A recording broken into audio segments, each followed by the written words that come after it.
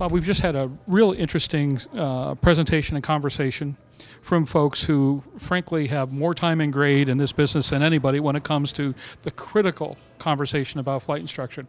A couple of weeks ago, I started an editorial series in which I made the controversial statement that nobody was more important in the potential revitalization and future of aviation than the flight instructor. And people think I'm all wet. How bad, and more important, what are you guys going to do about that state of affairs?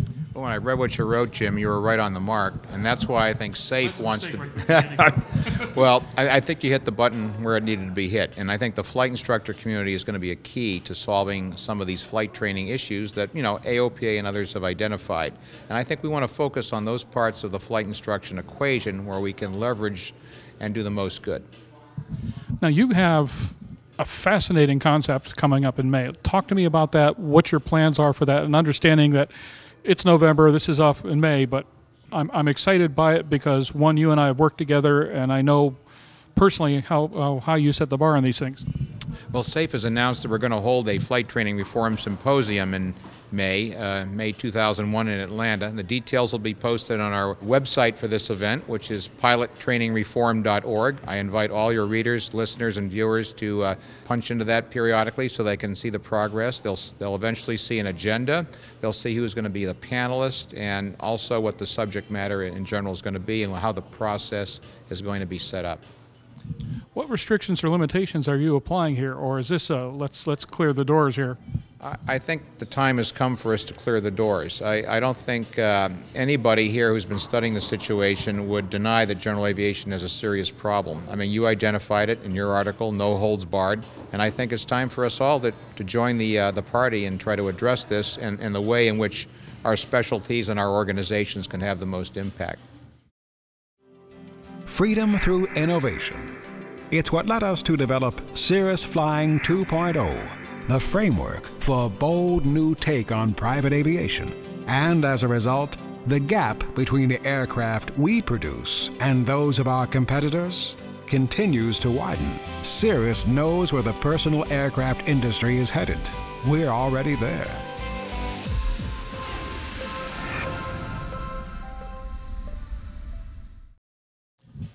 What do you expect to happen here? I mean, let's face it, we started out with this discussion about we've been hearing about these problems for years and years and years and nothing's changed.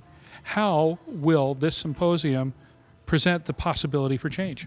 Well, what we have to do is identify the organizations that hold the keys to the kingdom. And everyone thinks it's the FAA, and they are part of the issue. But we also, the key industry organizations that really have dominated this industry, and the new ones like SAFE that are going to get involved in it are the ones that are going to make the difference, not a new FAA rulemaking or anything. So we want to look at all the elements that prop up the training system, the doctrine, the standards, the curriculum.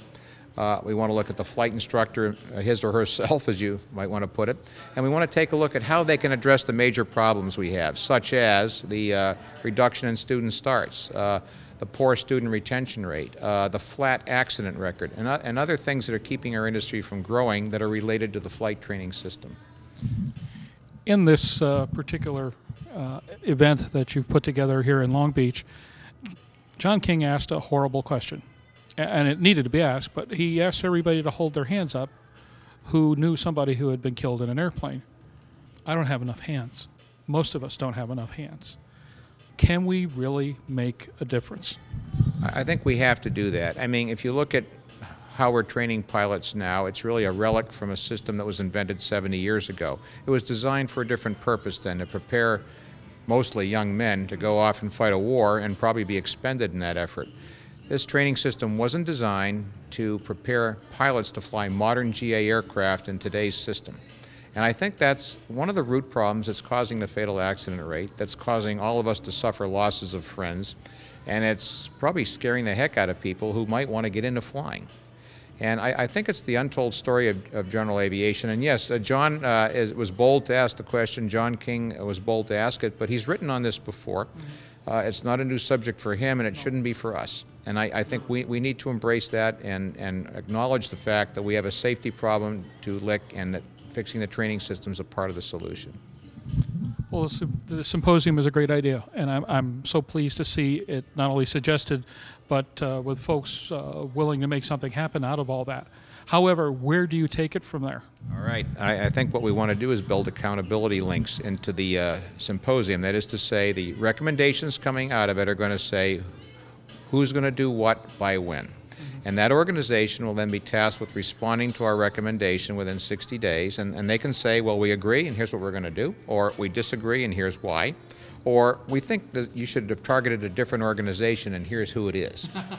And that's okay. We might get it wrong and pick the wrong organization. Now, the FAA is going to have its fair share of IOUs because they are the custodians of the standards and the doctrine, but they don't own them.